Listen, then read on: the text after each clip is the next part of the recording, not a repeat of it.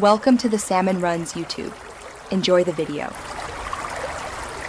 In this video, I will explain how to get your buying power money from Robinhood. We'll start by clarifying what buying power truly means and how it differs from the cash you can actually withdraw. Then, I'll walk you through the straightforward process of transferring your funds to your bank account.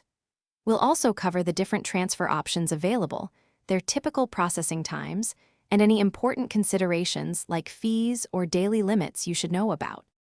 It's important to distinguish between buying power and withdrawable cash. Your buying power represents the total amount you can use to make new trades, including settled cash, funds from recent sales that haven't fully cleared, and any available margin. However, only settled funds are available for withdrawal. For example, after selling a stock, the proceeds usually take one trading day to settle before they become withdrawable cash. Withdrawing your funds is a simple process.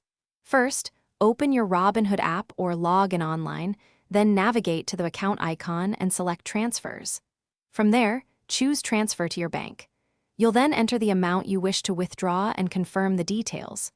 Remember, standard transfers to your linked bank account are free and generally take about 2 to 5 business days to complete. Before you withdraw, keep a few key details in mind. While standard bank transfers are free, instant transfers to a debit card or bank account come with a 1.75% fee, with a minimum of $1 and a maximum of $150. There's also a daily limit of $50,000 for standard ACH withdrawals. Always double-check your linked bank account information to ensure a smooth and timely transfer of your funds. Thanks for watching. Consider subscribing if we helped you.